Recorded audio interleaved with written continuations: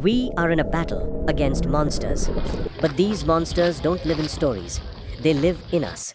They are our own greed, our own hunger for more. And the battlefield is our planet. Record heat, poisoned rivers, dying forests.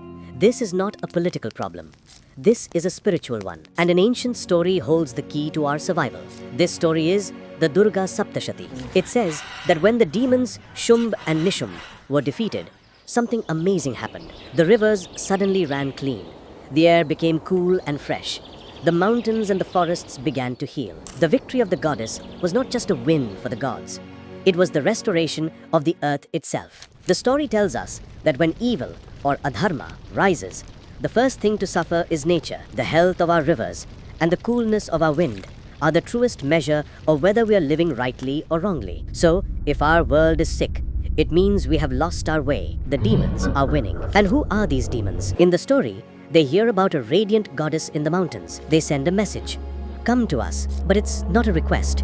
It's a threat. If you don't come willingly, we will drag you by your hair. This is the heart of the demon. To see something sacred and only want to possess it. To have no reverence, only appetite. This is not just a myth. We are the demons. We are the ones dragging the earth by her hair. We strip forests for profit. We trap rivers in concrete pipes. We blast mountains for minerals. Wherever the earth is treated as property to be plundered, and not as a mother to be revered, the demons Shumbh and Nishumbh are in power. Then the battle begins, and the most dangerous demon appears. His name is Raktabija. It means blood seed. For every drop of his blood that touches the ground, a new full-grown demon is born. If you strike him with a sword, 1,000 new demons spring up from his blood. The more you fight him, the more he multiplies. Does this sound familiar? It's the story of our climate crisis. Put out one forest fire and 2 more ignite. Melt one glacier and it causes floods that destroy villages. One pollutant gets into a river and multiplies, poisoning the water, the soil, and the fish. Raktabija is the perfect symbol for our environmental problems. They multiply when we try to fight them the wrong way. So how do you defeat a demon like Raktabija? You cannot fight him with ordinary weapons. At this moment, the goddess Kali emerges. She does something shocking. She doesn't strike Raktabija. Instead, she catches him and drinks every drop of his blood before it can hit the earth. She takes the poison inside herself, and by doing so, she ends the cycle. She transforms it. This is the deepest lesson. Usually, when we see something toxic, we just throw it away. But out of sight is not out of mind. It festers, it grows, it comes back to hurt us. True strength is not in rejecting the poison, but in having the power to absorb it, to digest it, and to make it harmless. This is the highest form of healing. This is why Kali is shown with Shiva, who drank the world's poison and held it in his throat. Both show us that greatness is the ability to confront poison without being poisoned. For us, this means we can't just ignore the pollution, the greed, the anger. We have to face it. We have to take it in and transform it. After the demons fall, the story doesn't end with a big party in heaven.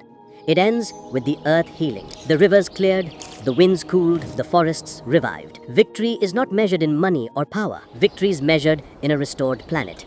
This is our test too. We will know we are winning when our rivers run clear and our children can breathe the air without getting sick. The story also corrects a big misunderstanding about sacrifice. True sacrifice, or bali, is not about killing a helpless animal. The goddess never asked for that. In the story, the real seekers gave up their own comfort and pride. The real sacrifice is to surrender what we cling to most, our greed. So today, the real worship is not killing a goat on an altar. The real worship is to kill your own craving, to sacrifice your addiction to plastic, to fossil fuels, to endless consumption.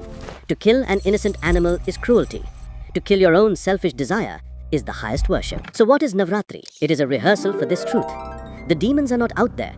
They are the tendencies inside us, the greed, the exploitation, the lack of reverence. To worship the goddess is to see her in everything, in the water we drink, the air we breathe, the food on our plate. To worship her is to fight anything that violates her. To call plunder progress is a demonic lie. To call violence tradition is a demonic lie. Our worship must be our courage to confront the poison within ourselves. The story ends with a final, powerful lesson. The goddess says, "I can grant you anything you ask, but know this. True liberation only comes through knowledge. Without the right understanding, the cycle just repeats. We solve one problem and another sprouts from it.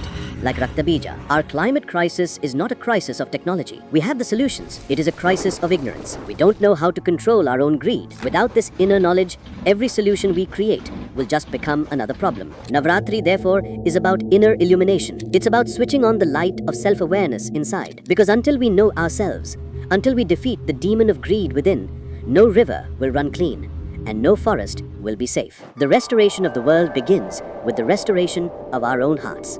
That is the true victory. That is the true worship.